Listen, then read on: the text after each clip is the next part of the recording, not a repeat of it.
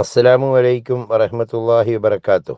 ഈ ചാനലിനെ കുറിച്ച് ഇതുവരെയും അറിയാത്തവർക്ക് മനസ്സിലാക്കുന്നതിന് വേണ്ടി ഏകദേശം 10ഓളം ഉസ്താദുമാർ ചേർന്നുള്ള ഒരു കൂട്ടായ്മയാണ് ഇതിൻ്റെ കണ്ടൻറ്റ് തയ്യാറാക്കുന്നത്. ഇതിൽ പ്രത്യേകമായി കേരളത്തിലെ തർക്ക വിഷയങ്ങൾ സുന്നികളും മുജാഹിദുകളുമായി അല്ലെങ്കിൽ ജമാഅത്തുകാരുമായി അല്ലെങ്കിൽ മറ്റുള്ള ഏതെങ്കിലും പ്രാസ്ഥാനികമായുള്ള സംഘടനാ ചർച്ചകളൊന്നും ഇതിൽ ഉദ്ദേശിക്കുന്നില്ല. ഇതിൽ വരുന്നത് കേവലം അള്ളാഹുവിൻ്റെ പരിശുദ്ധ ഖുർആനിൽ പറഞ്ഞ വചനങ്ങൾ, അവയുടെ അർത്ഥങ്ങൾ, ചരിത്രങ്ങൾ, തഫ്സീറുകളിൽ പറഞ്ഞ സംഭവങ്ങൾ, ഫിഖ്ഹിയായ മസ്അലകൾ, വിശ്വാസ സംബന്ധമായ കാര്യങ്ങൾ തുടങ്ങി ഒരു മുസ്ലിമിന് നിത്യജീവിതത്തിൽ പഠിച്ച് മനസ്സിലാക്കി പ്രവർത്തിക്കേണ്ടതായ എല്ലാ കാര്യങ്ങളും ഉൾപ്പെടുത്താനാണ് ഞങ്ങൾ ശ്രദ്ധിച്ചു കൊണ്ടിരിക്കുന്നത്. തർക്ക വിഷയങ്ങൾ പരമാവധി ഒഴിവാക്കിയിട്ടുണ്ട്. അതുപോലെ ഏകദേശം ഓരോ കാര്യത്തിലും അങ്ങേയറ്റം പരിചയം സിദ്ധിച്ച ഉസ്താദുമാർ നൽകുന്ന കണ്ടൻറ്റുകൾ മാത്രമേ ഇതിൽ ഉപയോഗിക്കുന്നുള്ളൂ. ഇതിനു വേണ്ടി കഠിനാധ്വാനം ചെയ്യുന്ന 5-8 പേര്, പ്രത്യേകിച്ച് ഡിസൈനേഴ്സ് ഉൾപ്പെടെ ആയതുകൊണ്ട് ഇത് ഒരിക്കലും ഒരു സാധാരണ നമ്മൾ യൂട്യൂബ് ചാനലിൽ കാണുന്ന കോമഡികൾ പോലെയോ അതല്ലെങ്കിൽ നമുക്ക് ചിരിക്കാനുള്ള കാര്യമായോ കാണരുത്. ഇത് അള്ളാഹുവിൻ്റെ പരിശുദ്ധ ദീനിനെ കുറിച്ചുള്ള വിവരങ്ങൾ മാത്രമാണ്. അള്ളാഹുവിൻ്റെ കാര്യത്തിൽ അല്ലെങ്കിൽ അവൻ്റെ റസൂലിൻ്റെ കാര്യത്തിൽ, മതത്തിൻ്റെ കാര്യത്തിൽ പരിഹസിക്കുകയോ ചിരിക്കുകയോ ചെയ്യുകയല്ല വേണ്ടത്.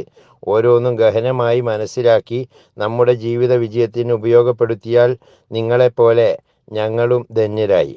അള്ളാഹുവിൻ്റെ ദീൻ പഠിച്ചറിഞ്ഞവർ പഠിക്കാനുള്ളവർക്ക് അറിയിച്ചു കൊടുക്കുക എന്നതാണല്ലോ നാം ഓരോരുത്തരും ചെയ്യേണ്ടത്. അതുകൊണ്ട് തന്നെ ഈ വീഡിയോ ആർക്ക് കിട്ടിയാലും അവർ സബ്സ്ക്രൈബ് ചെയ്യുക. കൂടുതൽ അറിവുകൾ പഠിക്കാൻ അത് ഉപകരിക്കും. അതുപോലെ മറ്റുള്ളവർക്ക് ഷെയർ ചെയ്ത് കൊടുക്കുക, ലൈക്ക് ചെയ്യുക, കമൻറ്റ് ചെയ്യുക. അള്ളാഹു ഇതൊരു സ്വാലിഹായ ഇബാദത്തായി പരിഗണിക്കുമാറാകട്ടെ. ഞങ്ങളിൽ നിന്നും നിങ്ങളിൽ നിന്നും ഇത് സ്വീകരിക്കട്ടെ എന്ന പ്രാർത്ഥനയോടെ നമുക്ക് വീഡിയോയിലേക്ക് പോകാം. അള്ളാഹു ബഹുമാനിച്ച ചില ആളുകളുണ്ട്. അവർക്ക് അള്ളാഹുവിൻ്റെ അടുക്കൽ ഉന്നതമായ സ്ഥാനവും ബഹുമാനവും ലഭ്യമാണ്. അങ്ങനെയുള്ള ഒരു പ്രത്യേക ആളുകളെക്കുറിച്ച് നമ്മൾ മനസ്സിലാക്കി വെക്കണം. അനസ് ബിൻ മാലിക് റളിയല്ലാഹു അൻഹു ഖാല റസൂലുള്ളാഹി സ്വല്ലല്ലാഹു അലൈഹി വസല്ലം ഇന്ന ലില്ലാഹി അഹ്ലീന മിനന്നാസി ഖാലു യാ റസൂലല്ലാഹ് മൻഹും ഖാല ഹും അഹ്ലുൽ ഖുർആനി അഹ്ലുല്ലാഹി വഖാസത്തുഹു. റസൂലുള്ളാഹി സ്വല്ലല്ലാഹു അലൈഹി വസല്ലമ തങ്ങൾ പറഞ്ഞതായി അനസ് റളിയല്ലാഹു അൻഹു പറയുന്നു, നിശ്ചയമായും അല്ലാഹു തആലാക്ക് മനുഷ്യരിൽ നിന്നുള്ള ചില ആളുകൾ സ്വന്തം കുടുംബക്കാരായിട്ടുണ്ട്. അപ്പോൾ അള്ളാഹുവിൻ്റെ റസൂലെ, അവർ ആരാണ് എന്ന് സഹാബാക്കൾ ചോദിച്ചു. അവർ ഖുർആനിൻ്റെ ആളുകളാണ്.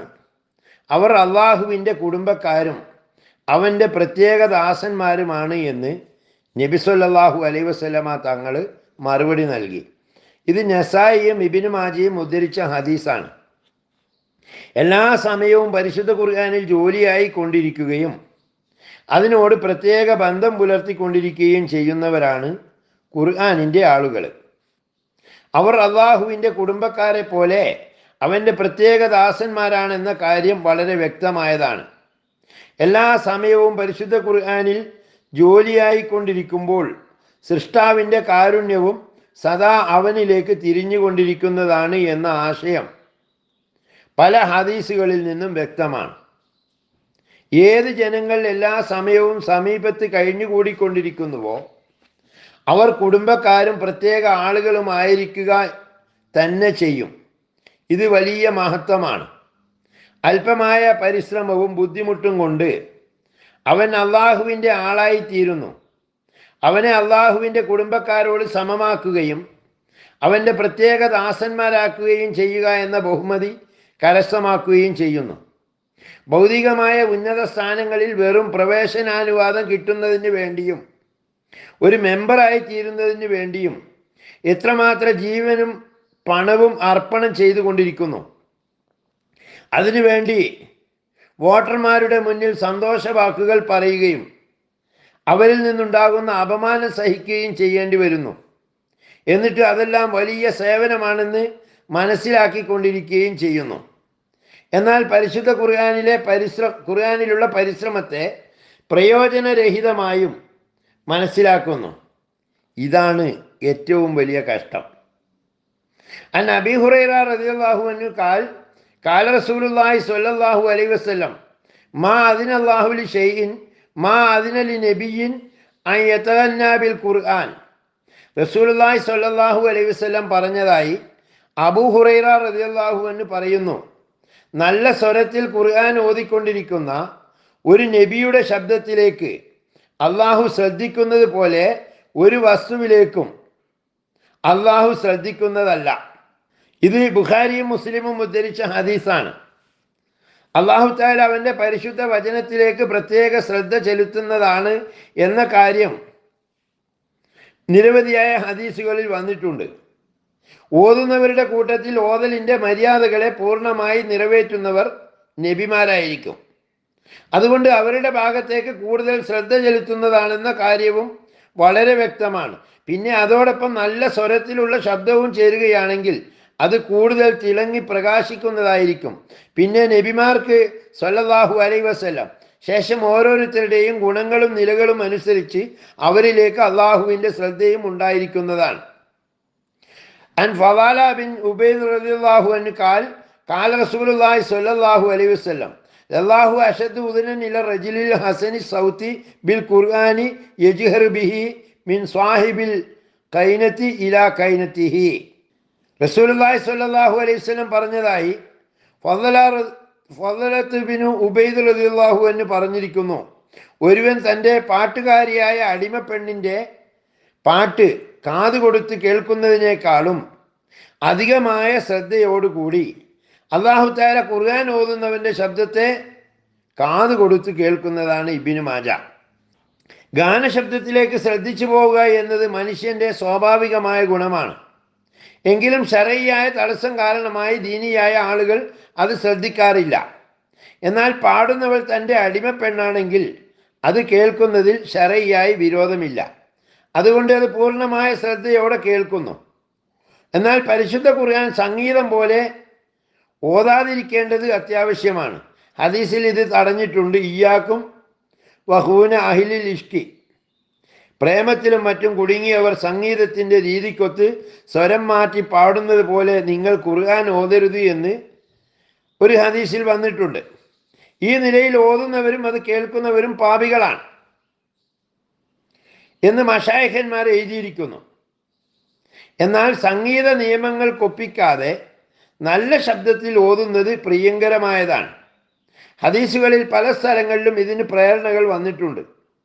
നല്ല ശബ്ദം കൊണ്ട് ഖുർആൻ ശരീഫിനെ അലങ്കരിക്കുക എന്ന് ഹദീസിൽ കൽപ്പിക്കപ്പെട്ടിരിക്കുന്നു. നല്ല ശബ്ദം കൊണ്ട് ഖുർആൻ ശരീഫിൻ്റെ ഭംഗി ഇരട്ടിയാകുന്നതാണ് എന്ന് മറ്റൊരു ഹദീസിലും വന്നിട്ടുണ്ട്. ഷെയ്ഖ് അബ്ദുൽ ഖാദർ ജീലാനി ഖദ്ദസല്ലാഹു സിറുൽ അസീസ് അദ്ദേഹത്തിൻ്റെ കുഞ്ഞിയ എന്ന കിതാബിൽ ഇപ്രകാരം ഒരു സംഭവം വിവരിച്ചിരിക്കുന്നു. ഒരു പ്രാവശ്യം അബ്ദുല്ലാഹിബിൻ മസൂദ് റളിയല്ലാഹു അൻഹു കൂഫയുടെ ഒരു സമീപ പ്രദേശത്ത് കൂടി നടന്നു പോവുകയാണ്.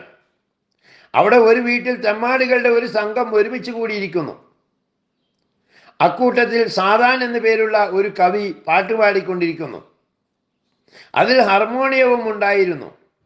ഇബ്നു മസ്ഊദ് റളിയല്ലാഹു അൻഹു ശബ്ദം കേട്ടിട്ട്, എത്ര നല്ല ശബ്ദം, ഇത് ഖുർആൻ ശരീഫ് ഓതുന്നതിലായിരുന്നുവെങ്കിൽ എന്ന് പറഞ്ഞിട്ട് തൻ്റെ തലയിൽ മുണ്ടും ഇട്ട് അവിടെ നിന്നും നടന്നു കളഞ്ഞു. അദ്ദേഹം ഇങ്ങനെ പറഞ്ഞിട്ട് പോകുന്നത് കണ്ട സാദാൻ അദ്ദേഹത്തെക്കുറിച്ച് അന്വേഷിക്കുകയും അത് സഹാബിമാരിൽ പ്രമുഖനായ അബ്ദുല്ലാഹിബിൻ മസൂദ് റളിയല്ലാഹു അൻഹു ആണെന്നറിയുകയും ചെയ്തപ്പോൾ അദ്ദേഹത്തിന് അളവറ്റ ഭയമുണ്ടായി. ഉടൻ തന്നെ അദ്ദേഹം തൻ്റെ സംഗീത ഉപകരണങ്ങളെല്ലാം ഉപേക്ഷിച്ചുകൊണ്ട് ഇബ്നു മസൂദ് റളിയല്ലാഹു അൻഹുവിനെ പിന്തുടർന്നു. പിന്നീട് അദ്ദേഹം അക്കാലത്തെ ഏറ്റവും ഉയർന്ന പണ്ഡിതനായി തീർന്നു. ചുരുക്കത്തിൽ നല്ല ശബ്ദത്തിൽ ഖുർആൻ ഓതുന്നതിനെ സംബന്ധിച്ച് അനേകം ഹദീസുകളിൽ സ്തുതിച്ചു പറഞ്ഞിട്ടുണ്ട്. എന്നാൽ മുകളിൽ പറഞ്ഞതുപോലെ സംഗീത രൂപത്തിൽ ഓതുന്നതിനെ തടഞ്ഞിട്ടുമുണ്ട്. ഹുദൈഫ റളിയല്ലാഹു അൻഹു പറഞ്ഞിരിക്കുന്നു, റസൂലുള്ളാഹി സ്വല്ലല്ലാഹു അലൈഹി വസല്ലം താഴെ കാണും പ്രകാരം കൽപ്പിച്ചിരിക്കുന്നു. ഖുർആൻ ഷരീഫിനെ അറബികളുടെ സ്വരത്തിൽ ഓതുക. പ്രേമത്തിൽ കുടുങ്ങിയവരുടെയും യഹൂദി നസാറാക്കളുടെയും ശബ്ദത്തിൽ ഓതരുത്. താമസം വിനാ ഒരു വിഭാഗം ജനങ്ങൾ വരും. അവർ പാട്ടുകാരെ പോലെയും ഒപ്പാരി വെച്ച് കരയുന്നവരെ പോലെയുമുള്ള ശബ്ദത്തിൽ ഖുർആൻ ഷരീഫ് ഓതിക്കൊണ്ടിരിക്കും. ആ ഓതൽ കൊണ്ട് അവർക്ക് യാതൊരു പ്രയോജനവും ചെയ്യുകയില്ല. അവർ സ്വന്തമായും ഫിത്നയിൽ അകപ്പെടുകയും അത് നല്ലതാണെന്ന് വിചാരിച്ച് ശ്രദ്ധിച്ച് കേൾക്കുന്നവരെ ഫിത്നയിൽ കുടുക്കുകയും ചെയ്യുന്നതാണ്. ത്വാവൂസ് റളിയല്ലാഹു അൻഹു പറയുന്നു, ഒരാൾ റസൂലുള്ളാഹി സ്വല്ലല്ലാഹു അലൈഹി വസല്ലമയോട് നല്ല ശബ്ദത്തിൽ ഓതുന്നവർ ആരാണ് എന്ന് ചോദിച്ചു. അപ്പോൾ അവർ ഖുർആൻ ഓതുന്നതായി നീ കാണുമ്പോൾ അവനിൽ അള്ളാഹുവിനെ കുറിച്ചുള്ള ഭയമുള്ളതായി നിനക്ക് അനുഭവപ്പെടണം എന്ന് നബി തങ്ങൾ മറുപടി നൽകി. അതായത് അവൻ്റെ ശബ്ദം കൊണ്ട് അവൻ ഭയപ്പെട്ടവനാണെന്ന് മനസ്സിലാകണം. കാര്യങ്ങൾ ഇങ്ങനെയെല്ലാം ആണെങ്കിലും അല്ലാഹു തആല വളരെ കരുണയുള്ള ഔദാര്യവാനാണ്. അതായത് മനുഷ്യൻ അവൻ്റെ കഴിവിനനുസരിച്ച് മാത്രം കൽപ്പിക്കപ്പെട്ടവനാണ്. അള്ളാഹുവിൻ്റെ ഭാഗത്ത് നിന്ന് ഒരു പ്രത്യേക മലക്കിനെ നിശ്ചയിക്കപ്പെട്ടിട്ടുണ്ട്. ഒരു മനുഷ്യൻ ഖുർആൻ ഓതുകയും അത് വേണ്ട രീതിയിൽ ശരിയായി ഓതുന്നതിന് അവന് കഴിയാതെ വരികയും ചെയ്താൽ ആ മലക്ക് അത് ശരിയാക്കിയതിന് ശേഷം മുകളിലേക്ക് കൊണ്ടുപോകുന്നതാണ് എന്ന് ഹദീസിൽ പറഞ്ഞിരിക്കുന്നു. അല്ലാഹുമ്മ ലാ അഹ്സി സനാ അലൈക, അള്ളാഹുവെ നിന്റെ മേലുള്ള സ്തുതികീർത്തനത്തെ ഞങ്ങൾക്ക് ക്ലിപ്തപ്പെടുത്താൻ കഴിയില്ല. വാഹിർ ദഅ്വാന അനിൽ ഹംദുലില്ലാഹി റബ്ബിൽ ആലമീൻ. അസ്സലാമു അലൈക്കും വറഹ്മത്തുള്ളാഹി തആല വബറകാതുഹു.